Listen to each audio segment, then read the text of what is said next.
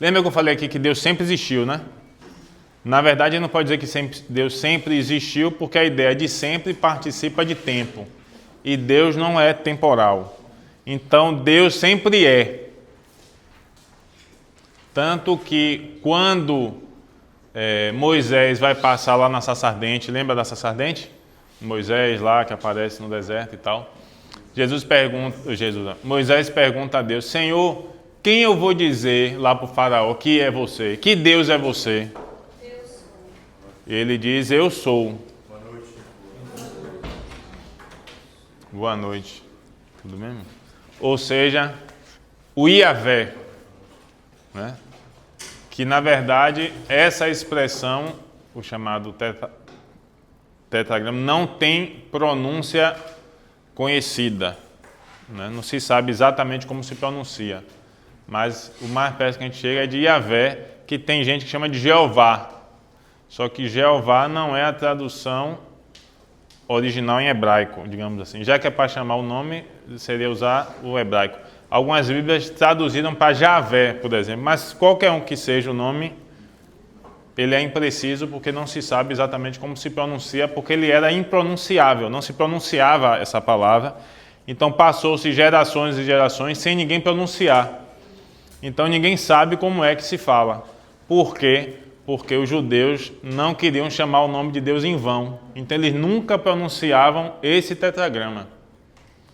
Então quando estava nas escrituras, mesmo quando estava escrito, inclusive, só curiosidade teológica, né? Cultura, né, geral, eles têm uma penazinha, uma varetinha com a mãozinha assim, na ponta geralmente, para ele usar para ler o texto, para nem tocar na palavra do nome de Deus. Valdomiro esse? Oi? Valdomiro esse? Não sei nem quem é. Pastor Ah, tá. Ou seja, os judeus antigamente usavam isso tanto para a preservação do papel, né? Porque o papel, se você passa o dedo dele em gordura e estraga o papel, mas lembra que eu falei do papel, que era difícil e tal? Como também eles não pronunciam. Então, quando chegava onde estava escrito o nome de Deus, eles falavam Elohim ou falavam alguma outra coisa que não a palavra. Só que por que eu estou falando tudo isso? Porque essa expressão, Iavé, ela significa aquele que é. Aquele que é o quê? Aquele que é. Para a gente aprender uma palavrinha difícil, é a tautologia. É a única tautologia possível. O que é tautologia? É eu dizer, isso é o que é. Por exemplo, o que é isso? É uma cadeira. O que é uma cadeira? Uma cadeira é uma cadeira. Você não explica nada, né? Eu dizer que uma cadeira é uma cadeira não define o que é. Eu tenho que dizer que a cadeira é um objeto inanimado, feito de diversos materiais, usado para sentar, com encosto. Porque se não tiver encosto é o quê? Pronto. Entendeu? Então o conceito é quando eu defino a coisa. Lá em ciências a gente chama muito isso. Definição de não sei o quê. O que é a definição? É quando você conceitua aquela coisa dentro de características específicas. Aí você vai ter características específicas e características gerais. Lembra disso? Fazia muito em ciência, né? Dos animais, né? Características específicas, características gerais, características específicas. Mamífero, a característica geral, né? Não lembra disso, não? Só eu que sou doido que lembro dessas coisas? Mas tinha. Se vocês têm filhos, vocês podem estar revendo isso aí. Então você tem caracteres gerais e caracteres específicos. A definição é algo que conceitua, que limita. Por isso o nome é definir. O que é definir é colocar limites. Deus é indefinível. Deus não pode ser dado conceito. Não há uma expressão ou algo que eu possa falar sobre Deus que o defina. Que eu diga o que ele é. Não é possível isso. Por quê? Porque é Deus. Então, Deus é. Pronto. Isso se chama tautologia. A única tautologia possível é Deus. Então, entre as coisas que existem, todas elas são criadas. Então, só pode ter duas classificações gerais, digamos assim. Aquele que cria e aquele que é criado. Por isso, dentro da Trindade, todos três ou possuem a mesma natureza, ou um é criador e o outro é criado. Por isso, Jesus e o Espírito Santo participam da mesma natureza divina. Porque ou eles são criadores, ou eles são criaturas. Não há uma terceira via. Concorda comigo? Não há uma terceira opção, um outro ser existente fora disso. Ou é Deus, ou é criatura. Pronto. Dentro dessa realidade, vai estar aquilo que a gente viu lá no credo. Boa noite, boa noite. E o credo niceno, para mim, ele é um pouquinho... Ixi, eu peguei o papel errado. O credo niceno, ele é um pouquinho melhor que o romano, porque ele vai dizer Criador do céu e da terra, de todas as coisas visíveis e invisíveis. Esse detalhe é importante. Por quê? Porque existem coisas criadas que não são visíveis. Do que é que ele está falando? Oi? Exatamente. Do mundo não material, né? Ou seja, o mundo espiritual. Ele está falando dos anjos. Ou seja, existe o mundo material, que são as coisas visíveis, ou seja, sensíveis, digamos assim, né? As coisas são sensíveis. E aquilo que não é visível, que são os anjos. Então, tudo que existe é criado. Certo? Pronto. Se tudo que existe é criado, nós podemos, dentro do grupo de criaturas aqui,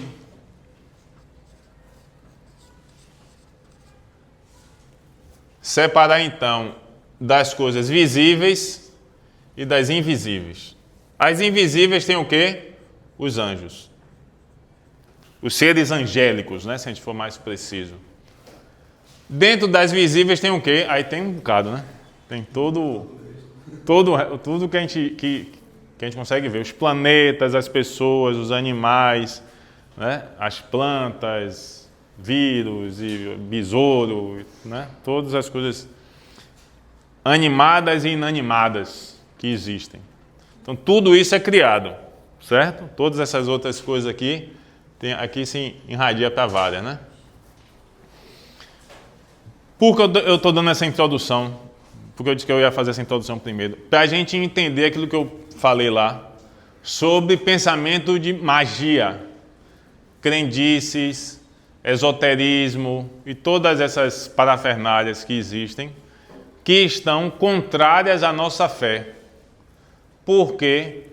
Porque não existe objeto mágico. Certo?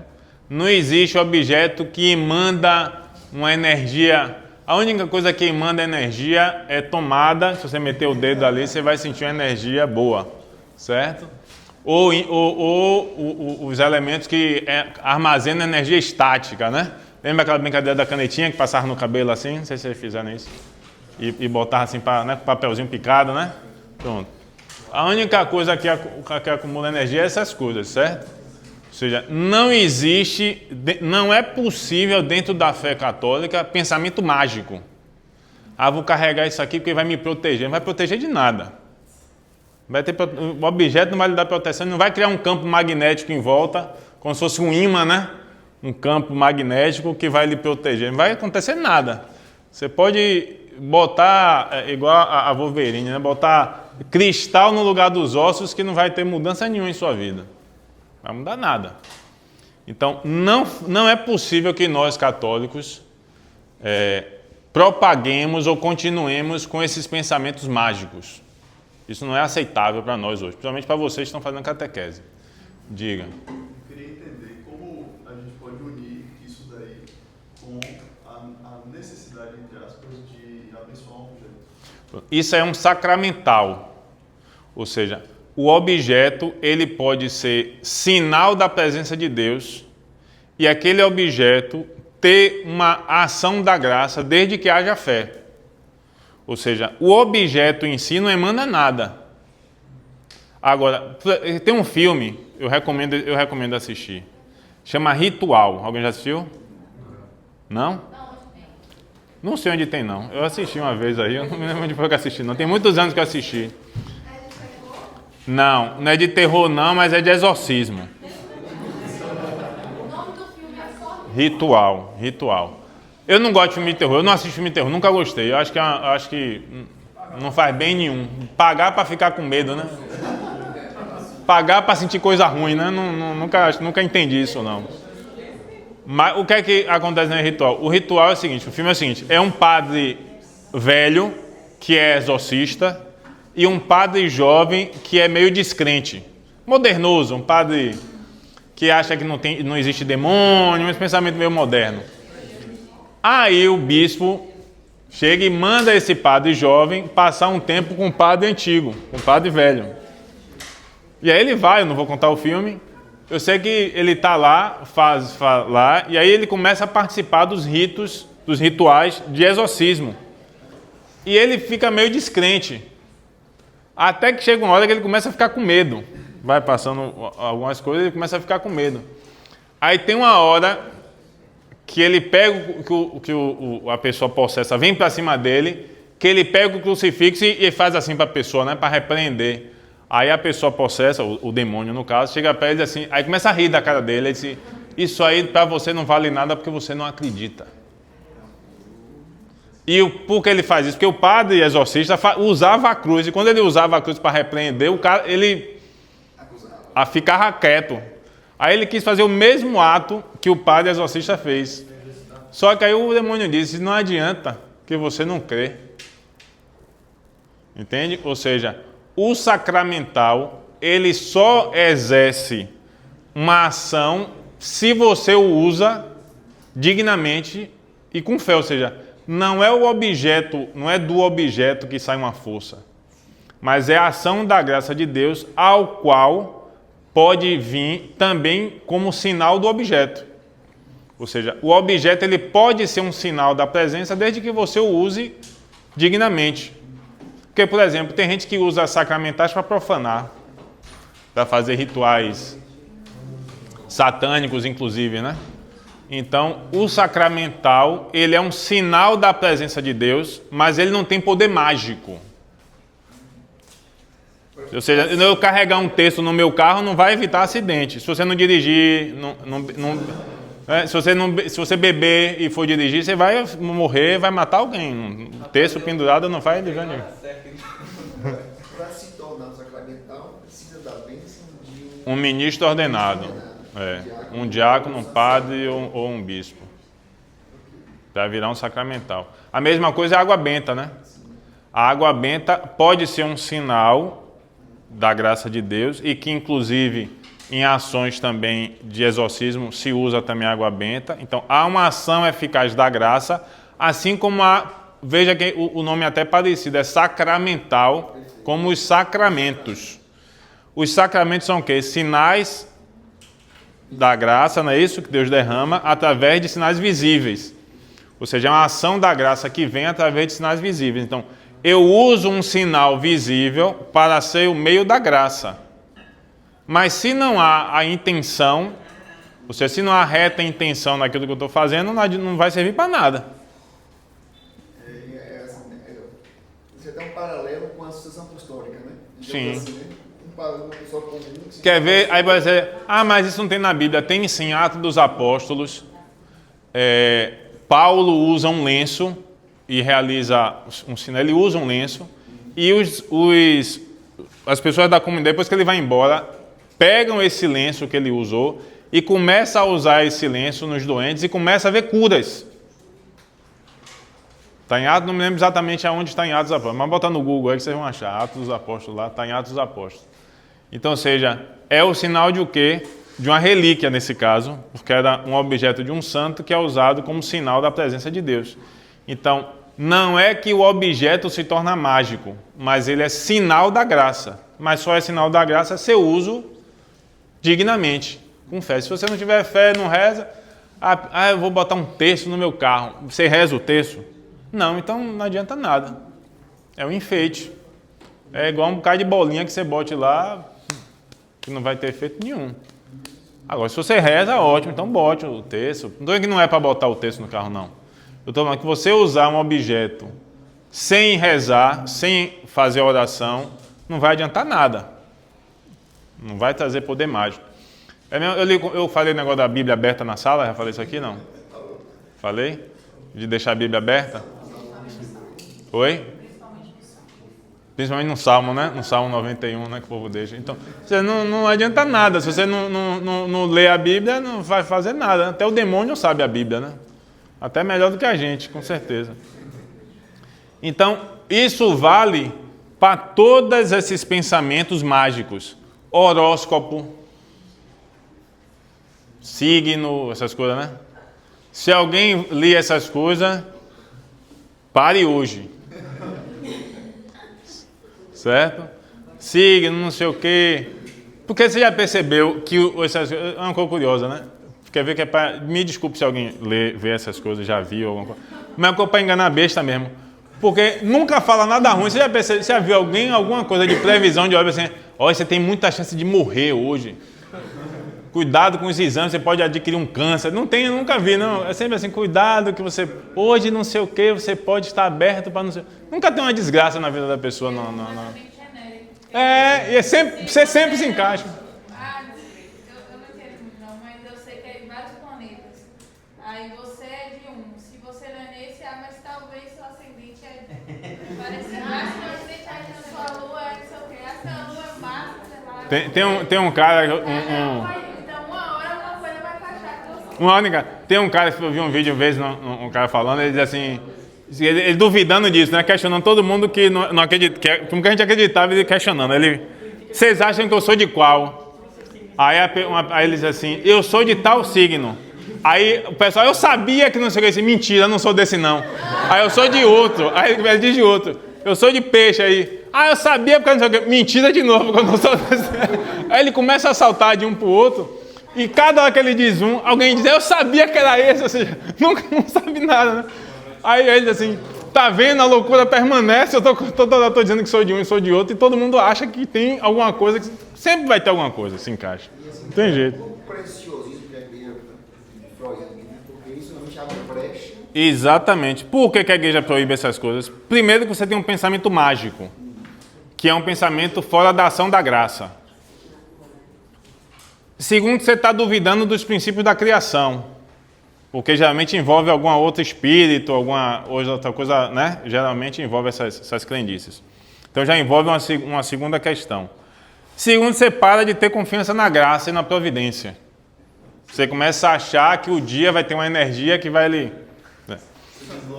Você desloca a fé para o lugar errado. Em vez de viver sua vida na graça, lutar contra o pecado, contra as tentações e confiar na providência, você fica acreditando em magia, em crendice que vai resolver seus problemas. Não vai resolver nada.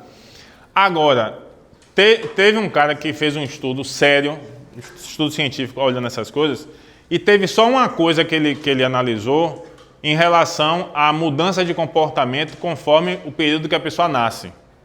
Mas isso foi um estudo da Europa, não foi no Brasil. O que foi que ele percebeu? Não está relacionado a nada de planeta, nada de besteira dessa, não. Está relacionado ao clima. Porque ele percebeu o seguinte, as pessoas que nasciam nos períodos do inverno, elas tendiam a ter um comportamento mais equilibrado do que as pessoas que nasciam no verão. Mas no Brasil não se aplica não, porque o clima do Brasil não muda muito. Não. Por quê? Vocês imaginam por quê? Olha, pode ser que vocês adivinham, mas não é fácil de adivinhar, não. Por que isso acontecia? Não. Oi? Fica mais em casa, né? Porque as mães ficavam mais em casa. E elas passavam mais tempo com as crianças quando nasciam, principalmente no período de amamentação. Então, as crianças que passavam mais tempo no inverno, que nasciam no início do inverno, tendiam a passar mais tempo com as mães do que aqueles que nasciam no verão. Então, havia uma proximidade maior com as mães do que as outras crianças. Não é isso não. Mas não, eu estou dizendo isso porque isso já se sabe hoje, por vários outros que quem é da área de psicologia, psiquiatria e tal, sabe que o amamentar, aquele negócio faz diferença. Não é uma condicionante absoluta, mas a gente sabe que faz diferença. Então, ou seja, ele percebeu que existia mudança de comportamento por causa disso. Não tinha nada a ver com o planeta, com não sei o quê. Era só o clima. E faz sentido, né? Faz sentido que o meio interfira no ser humano, né? Mas só para a gente saber que existem estudos sérios que mostram algumas questões, mas não tem nada a ver com planeta, com horóscopo, com nada desses negócios. E nem com a lua, né? Não, a Lua... Não, veja bem. A Lua interfere no planeta. É porque o pessoal fala, a lua, o plano tá atacado, cadê a lua? Eu não sei se tem a ver com a Lua, não. Não. Diga. Eu sei que é proibido, né? O quê? Numerologia, Sim. horóscopo, essas coisas. Mas a igreja ensina que é pecado de matéria leve ou grave? Rapaz, eu acho que aí depende muito da intenção e da consciência da pessoa. Porque assim, porque o que é que acontece? Se você leva isso muito a sério, é um pecado grave. Porque você está duvidando da ação da graça e da ação do Espírito Santo. Entendeu?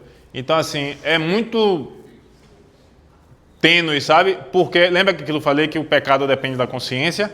Não é isso, a matéria. A matéria é grave. A matéria é sempre grave. A matéria é grave. Então, todo mundo aqui já sabe que a matéria é grave, então se fizer, vira pecado mortal. Fica pecado grave. Que inclusive no Ato dos Apóstolos, acontece a situação dessa, né? De uma mulher que fazia adivinhações, não sei o que e tal.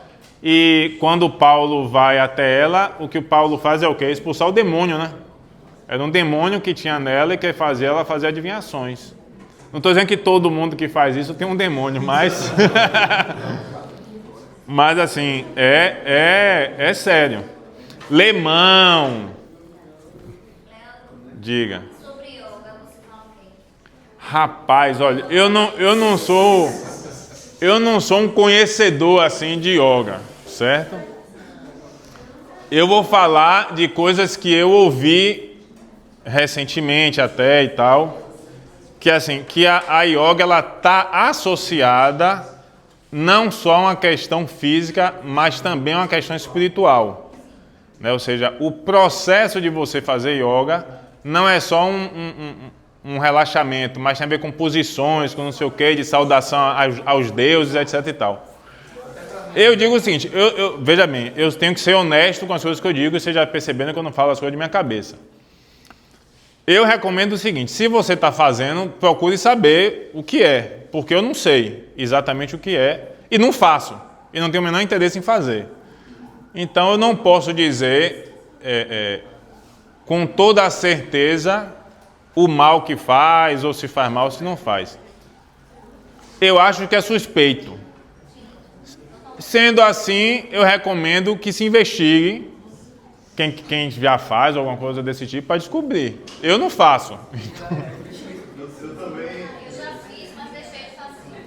Eu vi um vídeo de uma produtora de conteúdo que ela era professora de yoga, né?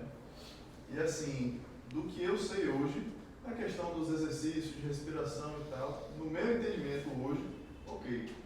Agora, As posturas. assim, do que eu sei, posso estar errado, né? Ah, é? Mas o...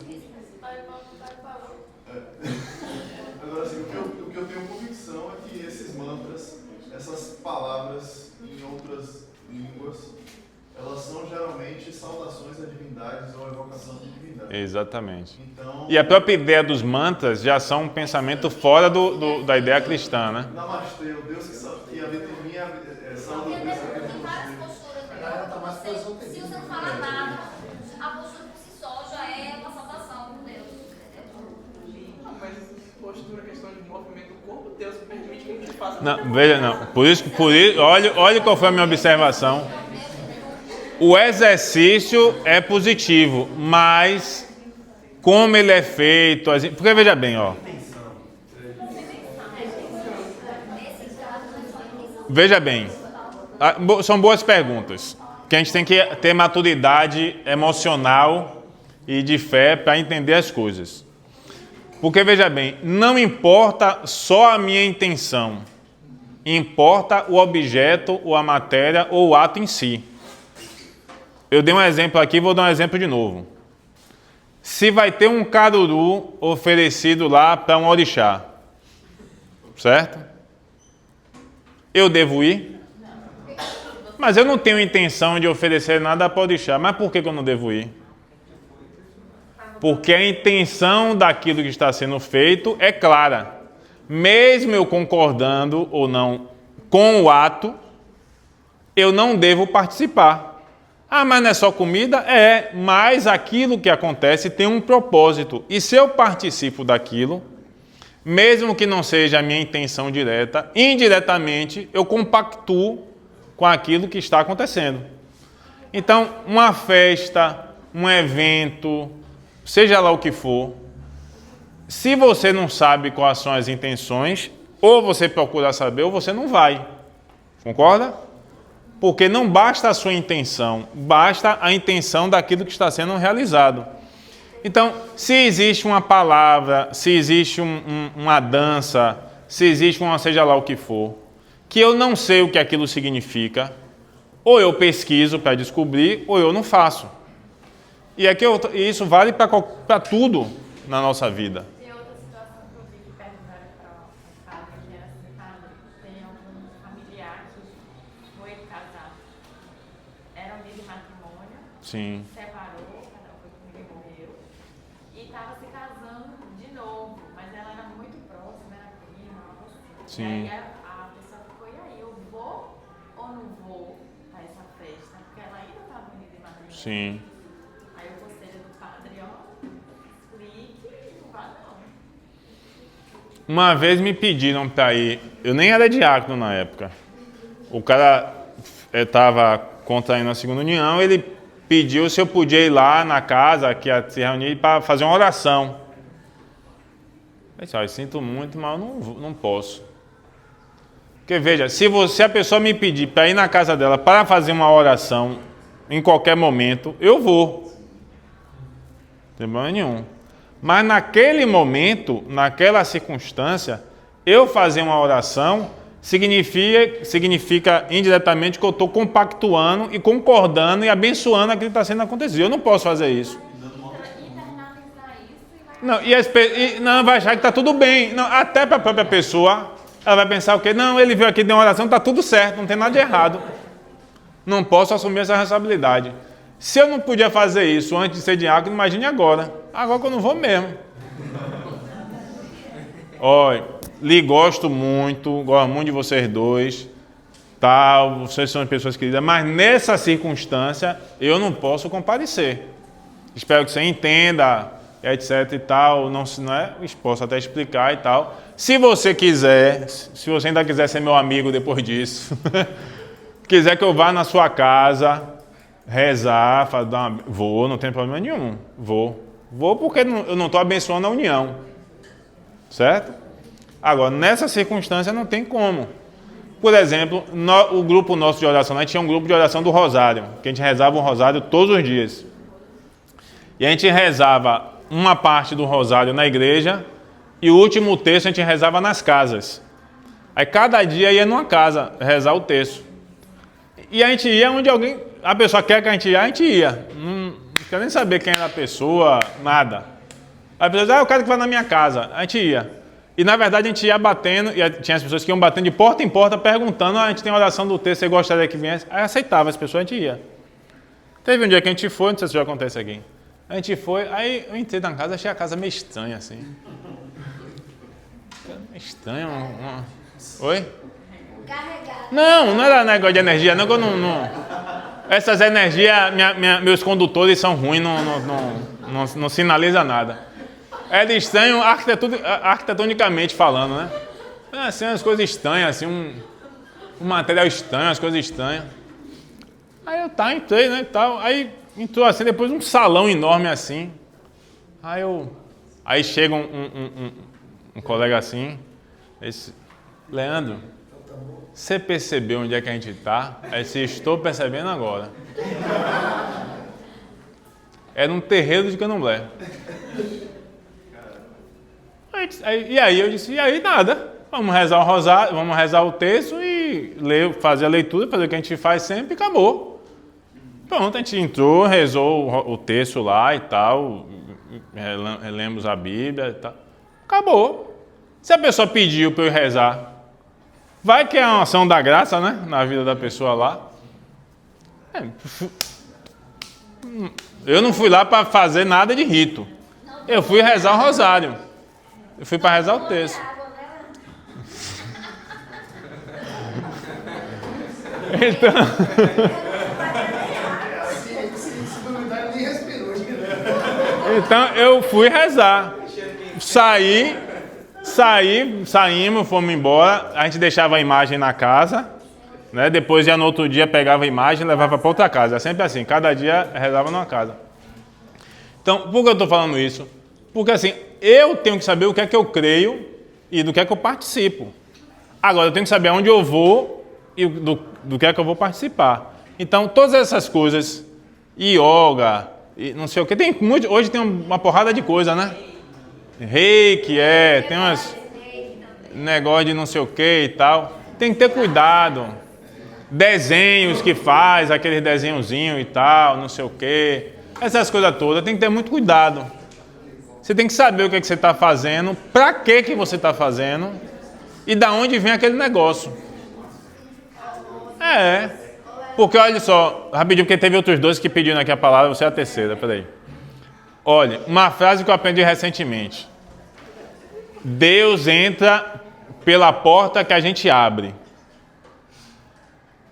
Eis que bato a porta, e aquele que abre, eu entrarei e cearei com ele. Não é o que diz a Escritura?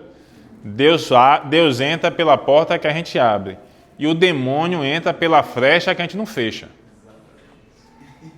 Ah, mas isso não tem a ver. Tem a ver sim. Converse com os exorcistas, ouça as palavras dos exorcistas, que eles vão falar o quanto às vezes a gente participar de um negócio. Ah, mas isso é uma besteira. O demônio gosta disso, é das besteirinhas.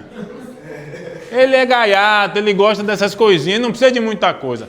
O demônio não precisa dizer assim, não quero nada. Não, ele não está ligando, ele não quer que você goste dele, não. Ele não precisa. Basta você aceitar uma gotinha do veneno. A cobra, precisa você beber 1 litro de veneno de cobra para morrer? Não, basta uma gotinha. Uma coisinha pouca. O demônio não quer que você se entregue, se consagre a ele, não. Tem gente que faz isso, mas não precisa. Basta você aceitar um pouquinho só. Ali você já abriu uma brechinha, ele vai lá, é gaiato, e vai entrar. Diga, você primeiro que perguntou, depois Arthur. Nessa vertente aí, eu já vi muitas figuras católicas importantes falando sobre os temperamentos. De ser colérico, melancólico, traumático, tudo que pode provocar. Só que pensando nessa forma, esse temperamento, você é porque você nasceu com isso. Da mesma forma, o horóscopo, as pessoas falam, você é porque você nasceu nesse dia, então por isso que você é tal coisa. Eu já vi muitas pessoas falando da gente católica que esse é o nosso horóscopo. É o horóscopo católico. Sim. É saber sobre os temperamentos. E aí eu ficava nessa dúvida, porque o meu temperamento é aquilo que eu sou. Eu nasci dessa forma, eu descobri para poder me guiar. Mas, para quem não é católico, também diz que o horóscopo, sei lá, qualquer coisa maluca que eles fazem, também é a forma que eles se conhecem. Então não acaba caindo meio parecendo a mesma coisa. Não, veja bem, uma coisa é uma constituição biológica natural. Tem até uma psiquiatra aqui que pode falar melhor do que eu sobre isso. Se eu falar besteira, me corrija. Veja bem, lembra que eu falei isso lá nos primeiros dias de fé e razão? Pronto. A nossa fé, ela tem que estar baseada na racionalidade e não na crendice ou no fideísmo, né? No fideísmo não, numa ideia meio fanática, né? Sem razão. Então, nós sabemos que o nosso corpo tem uma forma de funcionar. A gente sabe que os hormônios interferem no comportamento, né? Quando a mulher está grávida, muda o temperamento. Quando a mulher está dentro do ciclo menstrual, muda o comportamento. Apesar que falar isso hoje em dia é misoginia, né? Tenho que ter cuidado com as minhas palavras, ainda mais estar filmando ali para depois não me acusarem de misoginia. Não é? Tem gente que está sendo presa por bem menos, né? Porque até assim, mas isso é biologia. Não, é a biologia que não serve, né? A biologia é misogínia. Mas, ou seja, a gente tem um funcionamento do corpo. O corpo funciona de um jeito. As funções cerebrais, etc e tal. Então, há uma interferência do meio quando a gente nasce e há características próprias de quando a gente nasce. Isso é inevitável. Qualquer um que negue isso está negando um óbvio, né? Ou seja, existem características físicas que nós adquirimos quando nascemos. Quando nascemos, não. Quando somos concebidos, porque o nosso DNA já disparou. O meio também vai interferir. A alimentação da mãe, se a mãe usa droga. A gente sabe que tudo isso interfere. Então, é natural que existam tendências de comportamento nos seres humanos. E, cientificamente, usando o método científico moderno, digamos assim, contemporâneo, você pode, de certa forma, criar classificações para as coisas, para ordenar as coisas. Então, é natural que a gente consiga fazer isso também sobre o temperamento. Porque, por exemplo, se eu posso fazer classificações físicas, por exemplo, a pessoa é alta ou é baixa a partir de tal faixa de altura. Está obesa ou está saudável a partir de tal faixa de peso. A gente não faz essas coisas. Isso é o que? É pura classificação, né? Você arbitra ali um número e classifica. Não seria inteligente imaginar que isso não pudesse ser feito no comportamento. Você vai ter pessoas que vai tender a uma característica e outras pessoas vai tender a outras características, até porque isso é observável. É o método científico, é o método da observação. Você observa e percebe, olha, tem pessoas que agem desse jeito, tem pessoas que agem desse jeito sob a mesma circunstância. E você começa a perceber que cria-se um padrão na sociedade. Então é natural que você possa criar, sistematizar uma classificação a partir disso. Então eu entendo a classificação dos temperamentos dessa forma, como uma classificação que você vai fazer, onde você vai identificar sinais e ali você vai tabelar, né, e vai classificar. Agora, a gente nunca pode imaginar que isso é absoluto ou que isso é limitador. Porque, inclusive, todos que comentam sobre as questões do temperamento alertam, e os santos vão alertar sobre isso, direto ou indiretamente, de que você deve identificar qual é o seu comportamento para você lutar contra os seus defeitos. E não simplesmente, eu sou assim, vocês têm que me aceitar porque o meu temperamento é esse, eu sou colérico, então você tem que aceitar que eu seja grosso.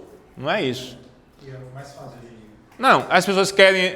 eu sou de Capricórnio, então você tem que aceitar que eu sou desse jeito. A culpa é que eu sou assim. A culpa é que você não levou uma surra quando era criança. E é mal educado. Falta de havaiano. Mal educado. Você é mal educado. Você não é colérico, você é mal educado. Você é ignorante. Não é seu temperamento, é falta de educação. Entende? Então, o que eu vejo é as pessoas usarem essas questões que são plausíveis e que você pode até criar outras sistematizações fora dessa de fleumático. Você pode chegar alguém e dizer, não, agora eu vou criar um padrão. E cria, e não faz diferença nenhuma. Agora, percebeu-se que essa classificação que alguém fez dá certo. Então, você termina usando. A ciência vai evoluindo, a ciência da observação, a possibilidade da observação vai evoluindo, você vai classificando. Agora, o que a igreja diz é o seguinte, não é para você classificar e aceitar e ficar desse jeito. O que a igreja sempre ensinou é o caminho da salvação. Então, se você usa essa classificação dos temperamentos como meio para se santificar, tá ótimo, é para isso que serve. Se você usa só para mera conveniência, né, o modismo, né, eu mesmo falei, outro dia eu estava falando com o Jailton, aqui, Jair e Vanessa, um casal aqui, que ele, não, porque eu sou mais assim, eu sou mais assado. Eu disse, olha, eu fui olhar esse negócio, fui ler esse negócio, estudar um pouco esse negócio, e eu comecei a perceber que eu não conseguia me identificar em nada. Aí eu disse assim, então eu não quis saber mais de nada não, deixei para lá, que mais me interessa. Ele, então você é fleumático. Eu disse, nem lembro se foi fleumático. Então você é tal coisa, porque tal pessoa que age assim é desse jeito. Não sei, não me interessa não, quero saber não. Não vai mudar nada, sabe? Para mim, não sei, eu não consigo me identificar. Agora, o que é que se fala até sobre isso? Você vai ter tendências a um comportamento que você pode lapidar, trabalhar E o ideal é que você chegue num ponto onde de fato você não identifique mais nenhum. Porque é sinal que você tem controle sobre as suas reações. E você sempre direciona as suas reações num único caminho. Se você tem tendência a ficar depressivo, que você trabalhe isso para não ficar. Se você tem tendência a se irritar, que você trabalhe isso para não se irritar. Então, o caminho da santificação é que chegue um ponto onde essas características que você pode considerar, que lhe classificariam porque você tende mais a uma, elas desapareçam. A maturidade emocional tende a você não ter mais um aspecto tão ponderante que deixe claro qual é o seu. O equilíbrio emocional, a maturidade emocional tende a fazer isso. Agora, tem gente de 40 anos que permanece com uma maturidade emocional de 15, né? Entendeu o que eu quero dizer? Então, assim, se a pessoa leva isso, a pessoa que estuda esses comportamentos pode ter o mesmo comportamento de alguém que acredita em horóscopo. Porque vai usar o comportamento, essas classificações comportamentais, como justificativa para ser daquele jeito e não se santificar. Mas não tem nada a ver com magia, não. É biologia. Assim como quem faz tratamento, né, psiquiátrico, etc e tal, que precisa tomar remédio, essas coisas todas, faz parte da natureza humana. Biologia é experiência de vida, principalmente. É isso. É sempre o físico e o meio, né? É sempre o físico e o meio. Ou seja, o que constitui biologicamente os hormônios, substâncias e tal, e o meio também interfere muito, né? E talvez haja a tendência de que o meio influencie mais do que a própria biologia, né, da pessoa. Diga, agora. Uma coisa que você está falando, né, sobre a parte de yoga, Sim. é porque eu fiz várias pesquisas, tanto na parte de situações tipo indígenas e também sobre candomblé, exu, essas coisas. Sim. Aí, tanto que na minha escola, eles faziam tipo uma macumba no pátio mesmo, no meio da escola, assim. Sim. E ainda convidava o pessoal para poder ir também, que são os indígenas que iam lá e fazer ritual lá mesmo. E o pessoal falava, olha o festival de indígenas, não sei o que, participa com a gente, né? Aí eu acho bem engraçado, porque tipo assim, era assim, de uma forma lá, aí eu ficava tipo, por que pra essa escola não? Eu acho o seguinte, nós devemos, isso faz parte da fé nossa, respeitar a liberdade religiosa. Então eu acho o seguinte, o mesmo direito que eu tenho de manifestar a minha fé publicamente, eu acho que qualquer um tem esse direito, desde que não fira o outro, né? Ou seja, eu não posso vir, eu não acho que alguém pode vir na igreja católica e querer realizar um rito de outra crença dentro da igreja. Não, porque aquele espaço é nosso. Assim como eu não vou no espaço do outro realizar rito lá, certo? Isso aí são duas coisas diferentes.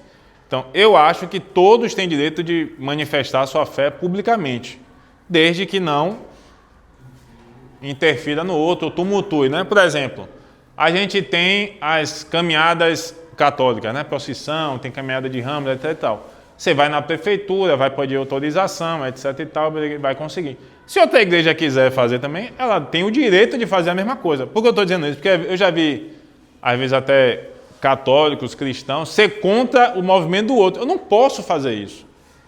Não seria justo eu achar que o outro não tem o direito de se manifestar publicamente, já que eu quero ter esse direito. Como dizem no vulgar, né? O pau que dá em Chico tem que dar em Francisco, né? Ou seja, você não pode, agora também é o contrário, você não pode impedir que eu me manifeste publicamente, mas permite que outros se manifestem. Aí isso não pode. Que é o que às vezes está acontecendo em alguns lugares, né? O Estado é laico. Isso. Pronto. E isso é uma coisa importante a gente entender, né? Que muita gente, para nos impedir de falar, diz assim, o Estado é laico. O Estado é laico, mas não é laicista. O Estado laico significa que ele não tem uma religião a qual impõe sobre a população que leva eles a acreditarem.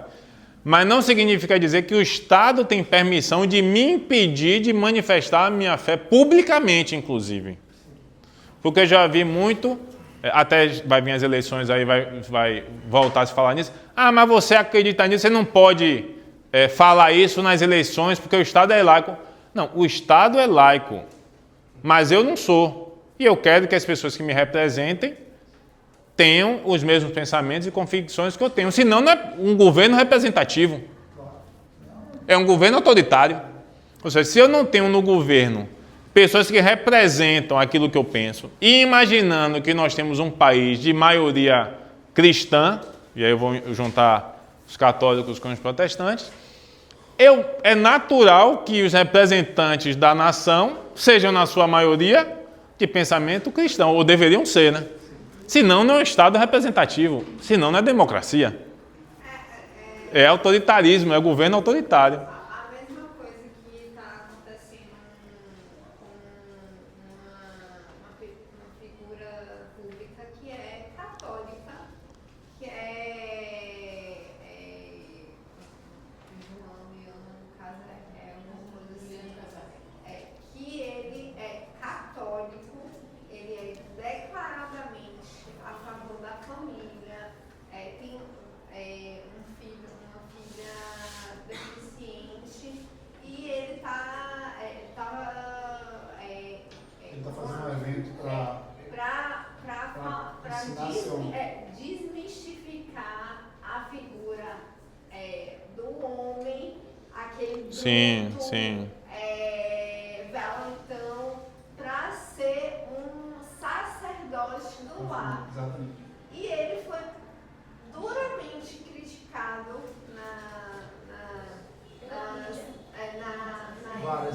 Várias pessoas. por causa desse posicionamento. E às vezes a gente fica, poxa, mas ele só está professando a fé dele. Ele não conseguiu falar mal, mas ele Pegaram uma fala outra dele, onde ele dizia que tipo, na casa em si, a gente é muito acostumado a ver a mulher se ajoelhando e orando. E que isso, de certa forma, não traz o mesmo impacto, resumindo, o mesmo impacto para a família de ver o pai se ajoelhar e orar. Sim. É diferente quando o filho vê, porra, meu pai está se ajoelhando e olhando para o céu. Tem algo realmente lá em cima que O impacto é maior. O herói é se abaixar e olhar para o céu. E aí ele fala que é um pouco diferente porque ele foi criado com aquela facilidade de ver mais a mulher fazendo isso. Então meio que ficou algo que não chama tanta atenção. E aí já criticaram ele, dizendo que é só o homem que vai mudar a família, que se a mulher faz não tem valor. Aí como abre espaço para o movimento feminista Criar oposição. Volta na mesma frase. Oi. A gente pode até falar um dia especificamente sobre isso. Mas eu recomendo que vocês vejam uma série de vídeos de Padre Paulo Ricardo que se chama Revolução Cultural. Revolução Cultural. Se vocês puderem assistir esse vídeo, assistam, depois a gente vem e complementa. Porque senão a gente vai ter que fazer uma introdução muito longa para explicar algumas coisas. Agora, o que é que acontece? Até aqui, talvez, entre nós, e com certeza aqui entre nós estamos contaminados por diversos pensamentos. Certo? E nessas questões, principalmente que estão na atualidade, né, de machismo, dos ismos todos, né? Machismo, feminismo, essas coisas todas. Todos nós, sem exceção, já fomos contaminados por esses pensamentos. Positivamente ou negativamente. Todos nós, sem exceção. Se você estuda no Brasil, se você vive no Brasil, você foi contaminado por esses pensamentos. O que nós precisamos fazer é ter maturidade, certo? De saber lidar com essas questões e discutir sobre elas com equilíbrio e racionalidade. Porque o que é que acontece? Na grande maioria das vezes, essas discussões não são racionais, são emocionais e irracionais. E digo emocionais porque é ideológica. Então, a ideologia se constrói com o tempo. E ela deveria ser construída pela racionalidade.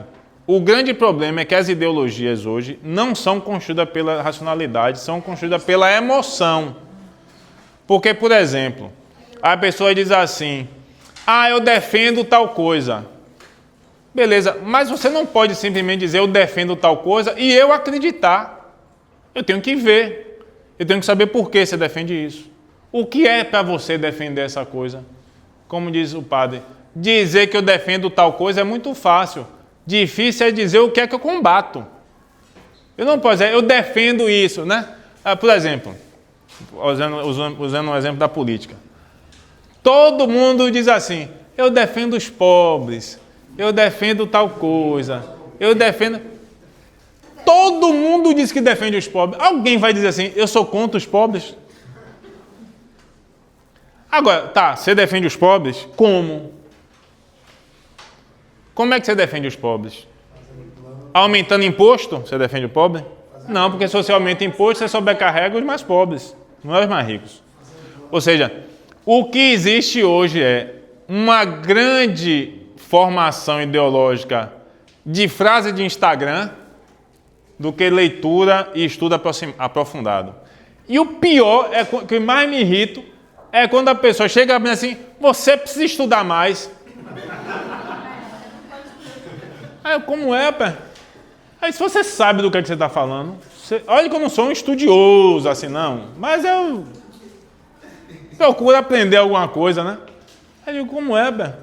Falando um bocado de besteira e sou eu que preciso estudar mais? Sabe? Então, por quê?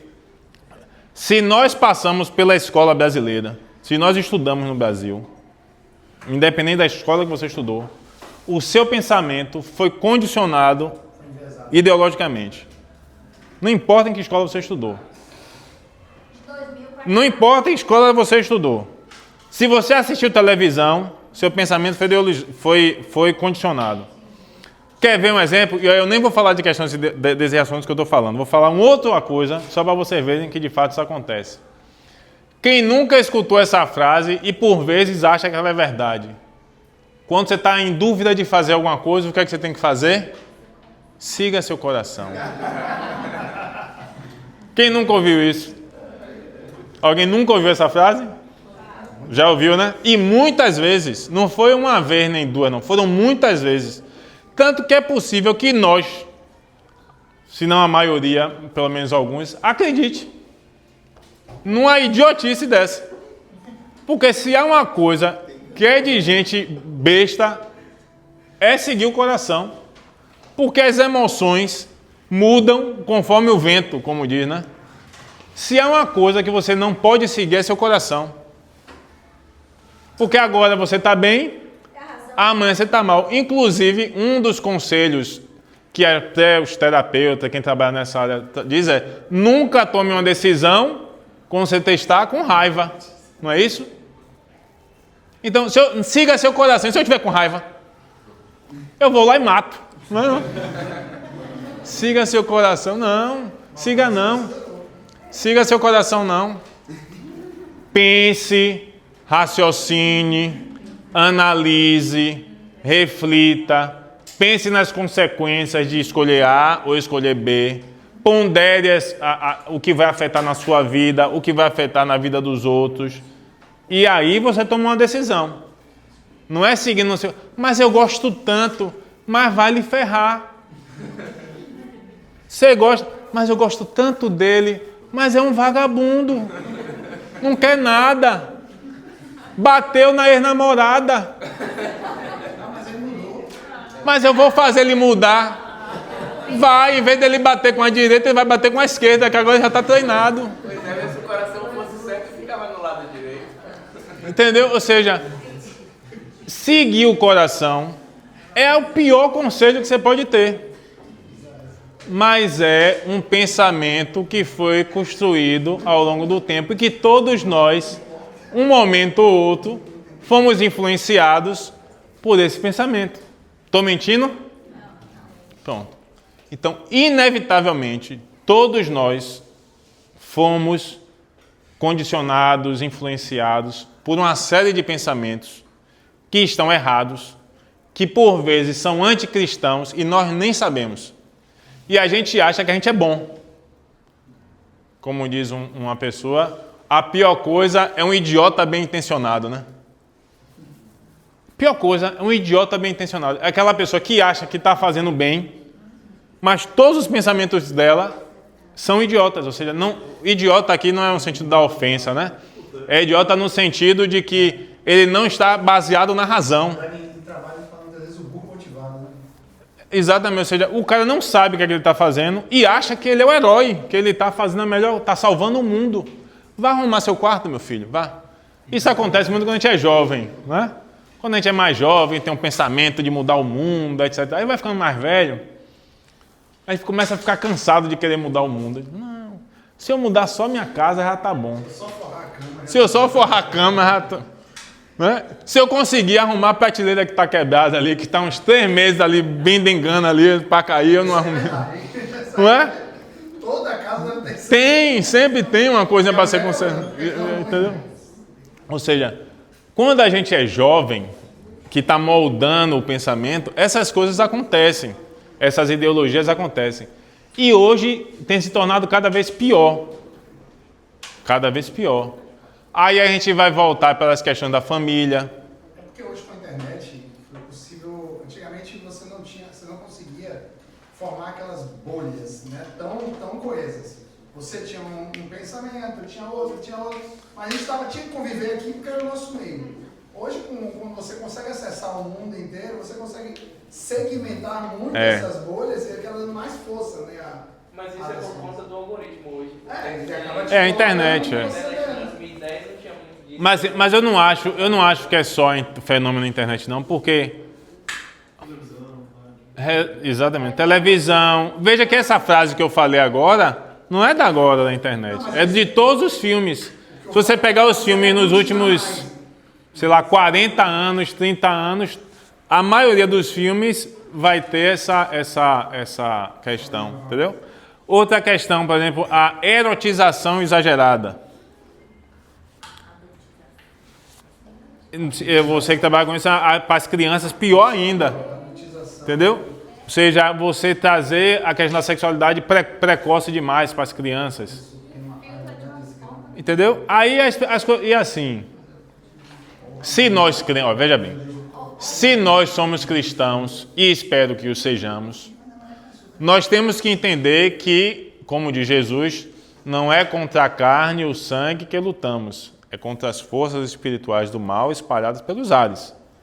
Então, o mal não acontece única e exclusivamente pela ação humana. Ele também acontece pela ação e interferência demoníaca. Se nós não cremos nisso, temos que rever os nossos pensamentos como cristãos. Então, há muitas coisas que acontecem que não têm um viés puramente humano, digamos assim. Tem questões espirituais envolvidas. Basta que a gente abra os olhos para olhar. Certo? E às vezes a gente está cego em certas circunstâncias porque a gente não abre o olho para olhar. E pior, e isso é o mais difícil, que eu falei em relação ao protestantismo. Para nós, seres humanos, é muito difícil você acreditar numa coisa durante muito tempo e você se deparar com uma oposição ao seu pensamento e uma oposição clara, racional, objetiva e que lhe coloque em xeque o que você pensa e você chegar e dizer assim, eu estava errado. Eu estava errado. Esse tempo todo, esses anos todos, eu estava errado. É fácil? Mas todos vocês vão passar por isso. E aqui, pode ter certeza. Em muitos momentos, se não já passaram, talvez alguns já tenham passado por isso aqui, ou estejam passando, vão passar e se preparem. Eu amo muito vocês. Muito mesmo. Quero muito que vocês vão para o céu. Mas não vou mentir. Eu não vou mentir. O que eu preciso falar para vocês é a verdade que leva para o céu. Então, é necessário que nós tenhamos maturidade. E eu gosto muito dessa turma aqui, né, que é só de adultos, que não tem menino, ao invés de ter um menino aqui mais novinho aqui. Né? Tem outro menino aqui também, mas a maioria tem mais de palagadar de 20, né? A maioria já passou. Mas tem dois exemplares aqui, alguns mais jovens aqui, mas a maioria já está mais velho.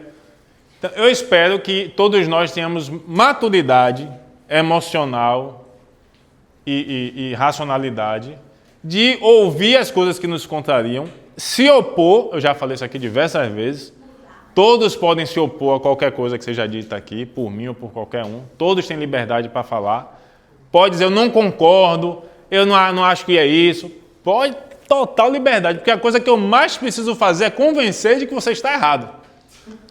Se você não acredita no que eu estou dizendo, eu quero que você diga, para que eu tenha a chance de demonstrar por que eu penso assim. Porque um dia eu não pensei do jeito que eu penso hoje. Lembre que eu nem sempre fui católico, imagine, né? Então, uma hora eu me deparei com pensamentos contrários ao que eu acreditava. E eu tive que abaixar a cabeça e dizer, eu estava errado. E agora, conhecendo a verdade, eu estou mudando. E há coisas que estão tão enraizadas em nós que é difícil a gente arrancar. Principalmente quando envolve família, certo? Que a gente aprendeu com os pais, ou seja, quando aquele conhecimento tem uma raiz emocional forte. Meu pai me disse, minha mãe me disse, etc e tal. Aprendi com minha mãe, aprendi com um professor, aprendi com a tia. Aquilo enraiza emocionalmente, às vezes mais do que racionalmente. Diga. Eu fui criada na católica, né? Sim. E quando eu estava fazendo a crisma, os meus pais se separaram.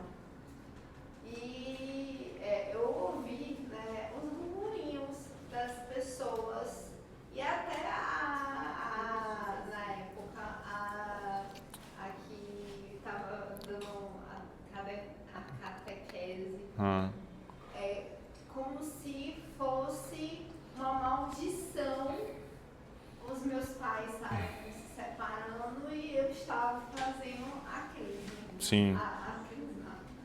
Naquela hora, vou falar com você, eu era muito católica, participava de grupos e tal. Naquele momento foi um balde de água fria com 15 anos. Sim. Que você fica, poxa, então eu estou fadada a cometer os mesmos erros dos meus pais. Eu não posso ser uma pessoa que quebra o ciclo. Sim. Aí, enfim, eu desse dia em diante, o que eu tinha de família acabou. Aí eu fui para a protestante, mas é aquela coisa, quando a semente é plantada, que você realmente vê que Falta alguma coisa, né? falta alguma coisa, tem umas coisas que você não concorda muito. E o meu marido é de família católica e os pais se amaram até a morte do pai dele. Então, esse exemplo me trouxe para, não, eu estava certa, eu posso quebrar esse ciclo, essa, não é uma... Sim, essa ideia, né? Essa ideia. Porque, querendo ou não, na época com 15 anos, eu sonhava em entrar na igreja com meu pai, com a minha mãe e tal. Então, todo esse sonho foi quebrado.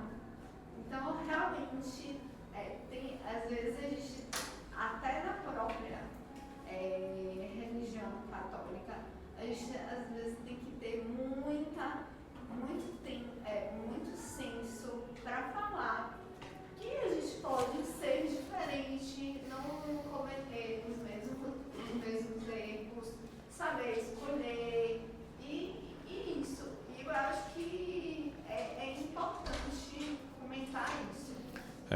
Aí é aquilo que a gente já até falei algumas vezes aqui, né? Infelizmente, nem todos que estão na igreja vivem conforme o que a igreja ensina, né?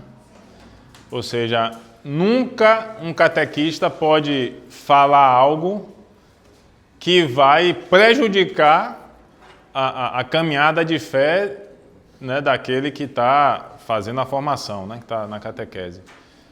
E veja que até o que eu falei aqui agora, se preparem para ser contrariados, né?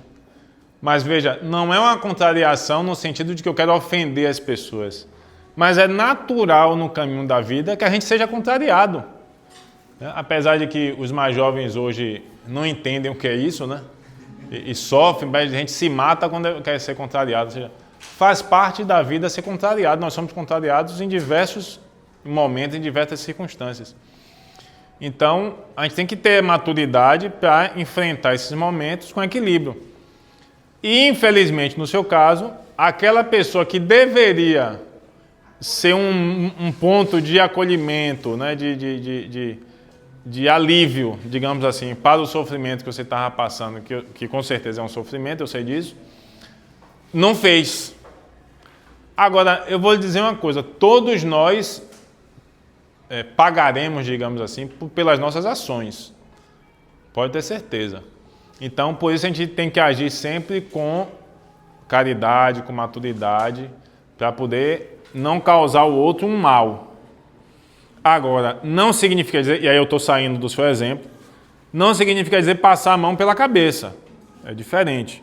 Uma coisa é você acolher, outra coisa é passar a mão pela cabeça. Eu estava falando isso ontem. Ontem estava dando uma formação lá em Piripiri falando sobre isso. Que entrou essa questão de paz e tal. Eu disse, olha, Jesus sempre acolheu todo mundo. Todo mundo que chegava até Jesus, Jesus acolhia. Não importa quem era. Prostituta, ladrão, doente, possesso do demônio, né, leproso, que era um negócio que ninguém queria nem chegar perto, né, ficava quilômetro de distância. Todo mundo que chegava perto de Jesus, Jesus acolhia. Mas ele não aceitava todo mundo do jeito que estava. Ele dizia assim, não, meu filho, tudo bem, vá agora, viva a sua vida, tá tudo lindo, tá não. Quando chegava até Jesus, ele acolhia e largava o verbo que devia largar. Alguns mais suave, alguns mais pesado. Ah, não, Jesus não falava pesado não. Um exemplo só, a mulher do poço, que estava no poço quando Jesus vai beber água. Mas, me dê água, não sei o quê. Jesus começa a conversa, né? Aí Jesus, essas suas palavras são muito boas. Eu estou resumindo, né? Suas palavras são muito boas. Jesus, você gostou, é? Tá bom, então vai lá chamar seu marido para vir ouvir também. Aí, mas eu não tenho marido. Aí Jesus, você disse certo, porque aquele homem que tem lá não é seu marido não. Nem ele, nem aqueles outros que você estava. Olha que lapada no meio da cara que ele deu. Não é não? Não é duro não? Você ouviu um negócio desse? Imagine se eu falasse um negócio desse para alguém. Olha, problema. Processo não acerta, né?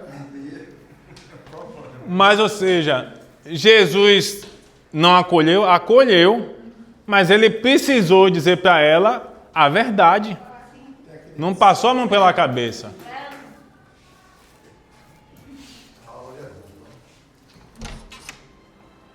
Ô, meu diácono, chega aqui. Não, fica à vontade. Chega aqui para o povo lhe ver aqui. É? Olha só, gente. Esse santo diácono aqui, conhece? Diácono Guedes. Boa noite, povo de Deus. É outro catequista também dia de terça-feira. Às terças-feiras. Que alegria vê-lo aqui. Chegando aqui agora, eu sou aluno, viu? Que nada. Continuem, Deus bem? abençoe vocês. Tudo bem? Dá uma bênção para esse povo aqui, aproveite. É? É claro. Oxe. Em mim também, que eu também quero essa bênção. Então vamos. Quando a gente dá uma bênção, quantas pessoas? Rapaz, nem sei, umas 40 e poucas aí. Recebemos 40 bênçãos depois. Vamos dar aqui? Vamos. Não, você vai dar bênção que eu também quero receber, não quero dar não. Eu dou no final. Eu quero receber essa bênção aí. Que o Senhor esteja convosco. Ele está no meio de nós. E por intercessão da Virgem Maria, sempre Virgem, desça sobre todos vocês, sobre o lado de vocês, a intercessão de São Miguel Arcanjo, que ele brinde do lado de vocês, brinde de toda e qualquer influência negativa do mal. Que o Espírito Santo de Deus faça se presente na vida de cada um de vocês, discernindo todo parecer, todo proceder de vocês. Que vocês tenham sucesso na vida profissional, na vida estudantil. E que a Sagrada Família faça parte, seja o centro da família de vocês, para que haja harmonia, haja amor, haja entendimento. E desça, e permaneça.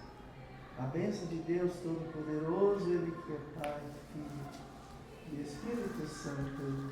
Amém. Amém. Vamos Obrigado. fazer agora uma Ave Maria para eles? Vamos. Ave Maria, cheia de graça, o Senhor é convosco. Bendita sois vós entre as mulheres. Bendito é o fruto do vosso ventre, Jesus.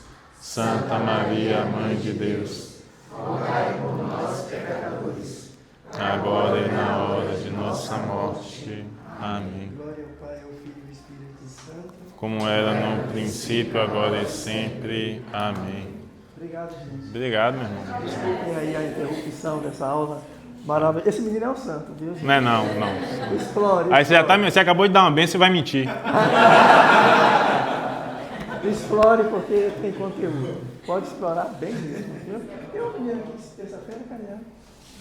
Ah, tá vindo. Maravilhoso. Tá bom, ó. Explore e leve pra lá amanhã. Deus Obrigado, abençoe, irmão. gente. Obrigado Amém. pela Obrigado. Aqui é nosso querido irmão que está sempre com a gente. Tchau, gente. Pois bem, diga, meu irmão. Paulo, que ele era. E as palavras duras, né? Tem aquele trechinho que foi dito até na liturgia, acho que 2 domingos atrás. Como sois sem inteligência e lenta. Jesus de vez em quando como sois lento para entender, né? Então, ou seja, Jesus, ele por vezes falava de forma dura. Mas porque às vezes é necessário falar de forma dura. Assim como um pai, uma mãe que educa os filhos, de vez em quando precisa ser mais duro, né? Principalmente a depender do filho, né? Às vezes um filho mais rebelde, às vezes você precisa ser um pouco mais duro mesmo. Então, esse caminho da fé que nós estamos fazendo precisa ter claro isso. Caminhar ao lado de Jesus é aceitar ser moldado. E aí eu vou usar uma outra palavra que para mim é pior do que moldado, é lapidado. Qual é a diferença de lapidar e moldar? Porque moldar você vai ajustando devagarzinho, né? Você vai fazendo se encaixar. Ou então é mole, você coloca ali na forma e aí, né? Lapidar é cortar os pedaços, né? Como Pedro foi uma pedra bruta. Pedro foi lapidado, com toda certeza. Ou seja, às vezes a gente precisa ser lapidado. Tem coisa em nós que precisa ser cortado na porrada, senão não vai, não sai. E assim, não é só por causa da pancada em si, é porque aquilo precisa ser arrancado de nós. Não pode ser moldado, não pode ser aproveitado, não. Aquilo tem que sair, tem que ser cortado. Os pecados, os vícios, os certos pensamentos, certas ideologias têm que ser arrancadas de nós. E a gente precisa estar disposto a passar por isso. Senão, não seremos cristãos. E isso é algo que tem que ser, para nós católicos, ao contrário do que muita gente pensa do que é ser católico, a fé católica é muito reta, né? Não tem curva. É muito reta. É isso aqui. Você quer, não quer, tchau. Cristo não faz curva. Cristo é reto. A porta é estreita. Larga é o caminho que leva para a perdição. Ou seja, as coisas em Deus são muito retas. Agora, claro, não é um caminho de dor no sentido de algo ruim. É ruim porque ser lapidado dói, principalmente porque a gente é orgulhoso, a gente é vaidoso, a gente é egocêntrico, né? Tem todas as questões humanas do pecado. Mas se você permite que Deus se revele, se você permite ter o amor de Deus, você vai perceber que isso é bom. É como o pai que educa. Às vezes ele permite umas coisinhas porque precisa, né? Porque você está precisando ali de um remedinho mais amargo ou porque você está meio doente. Mas não é que ele quer o nosso mal. Deus quer sempre o nosso bem. E principalmente se a gente passou uma vida trilhando caminhos tortuosos, para a gente consertar vai ser um pouquinho mais difícil. Porque a gente já adquiriu vícios, já adquiriu hábitos, já adquiriu costumes, já adquiriu pensamentos, que agora, para corrigir, vai doer um pouquinho mais, né? Vai, mas tem que passar. Diga. Vai concluir o credo hoje? Não, o credo não tem como concluir nem daqui a uma semana, nem daqui a um mês. De cada dia a gente vai falar um pedacinho. Hoje a gente está falando sobre as coisas criadas, né? A ideia era falar sobre as coisas criadas. Então, veja que tudo, agora, assim, uma coisa que a gente tem que ter, pelo menos eu me encanto com isso, com a fé. Tudo é belo. Todo conhecimento sobre Deus é belo. Eu fico assim, cada vez mais que eu vou aprendendo, eu vou ficando mais encantado. Mas, meu Deus, como as coisas de Deus são bonitas, né? Eu que sou menos bonito do que a maioria, mas ainda assim muito bonito. Mas como as coisas de Deus são lindas, né? São maravilhosas. Então, você vai conhecendo e vai se encantando com as coisas de Deus. E assim, chega uma hora que eu já pelo menos tive essa consciência. O que eu acho não interessa. Não importa. O que interessa mesmo é como Deus se revela. Eu quero saber como Deus é, o que é que Deus quer. Já vi que a gente é burro mesmo, não tem jeito. E a gente vai chegando ao conhecimento de Deus e é isso que importa. Então você vai se encantando com a coisa de Deus, aí você vai assim, rapaz, eu nunca pensei nisso. A gente lê às vezes uma passagem, outro dia eu estava lendo mesmo umas passagens, umas coisas, aí me veio uma luz assim, eu disse, rapaz, eu nunca pensei nisso, eu já li esse texto tantas vezes, nunca pensei nisso. Então você escuta uma explicação, uma homilia, alguma coisa, e rapaz, eu nunca tinha olhado por esse ângulo, nunca tinha pensado nisso. Aí acontece uma outra situação, aí você, rapaz, não é que eu estava errado? Isso que eu estava pensando estava errado, e agora eu entendi. E aí você vai conhecendo as coisas, e vai se aprimorando. Por isso eu quero que vocês tenham essa abertura de escutar e falar, porque eu dou a abertura de falar, mas precisa ter a abertura de ouvir, porque hoje, na grande maioria não, muitas vezes, a gente mal ouve, como aquilo não se encaixa naquilo que eu pré-conheço, eu acho que é preconceito. Porque o que é o preconceito? Sem informação. Exatamente. Você tem um conceito, você achar que é uma coisa, sem você conhecer a coisa de fato. Ou seja, você não conhece e preconceita, né? Ou seja, você cria um conceito de inconsciência.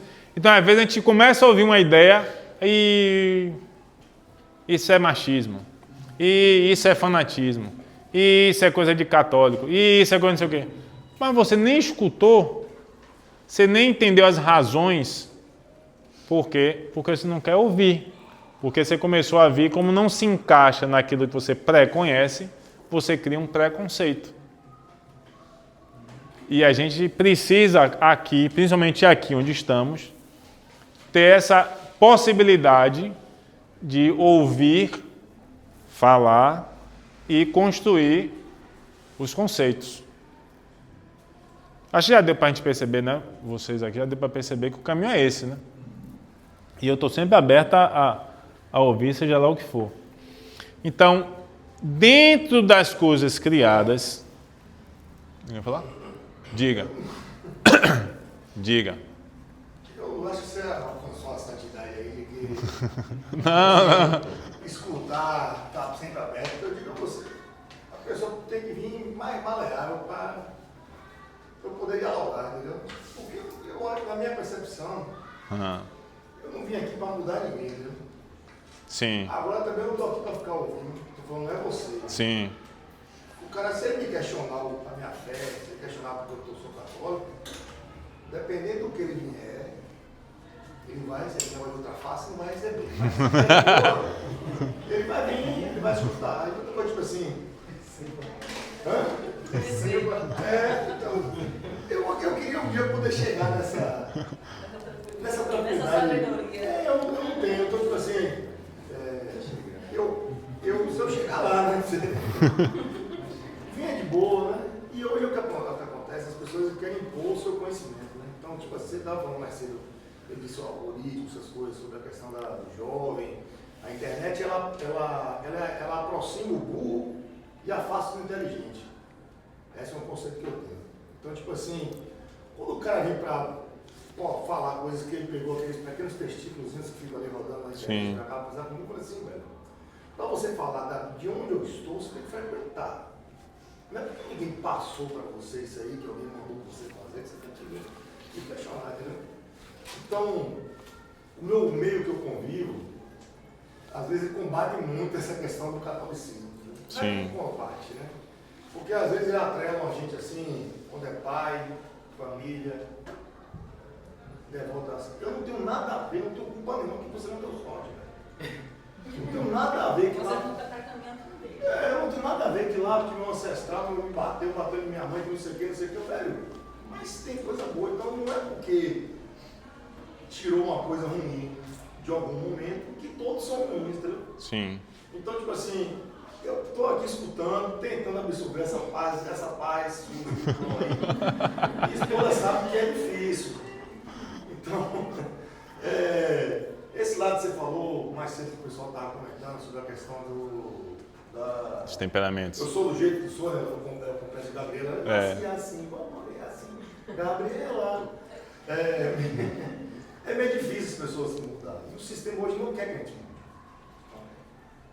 Então, a gente vive muito mais do que a pessoa, quem fala, do que o que ele fala.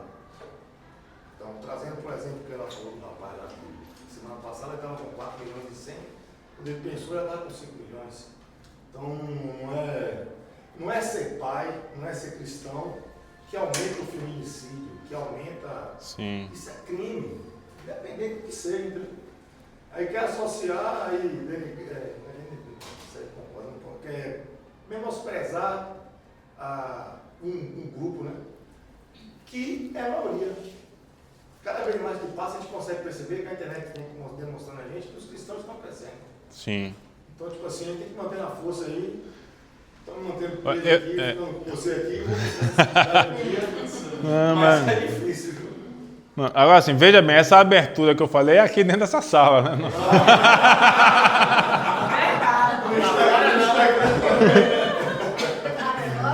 Você viu minha resposta lá?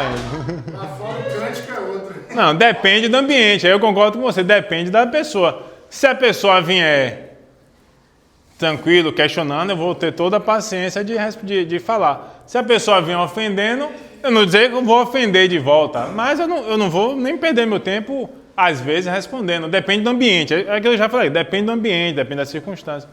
Então, eu tô falando assim, aqui a gente tem toda a liberdade, porque aqui nós entramos, né, todo mundo veio para cá, com um propósito. Então, esse propósito vai nos conduzir. Em outros ambientes vai ser outra realidade. Mas eu tendo a ser um cara muito tranquilo, assim.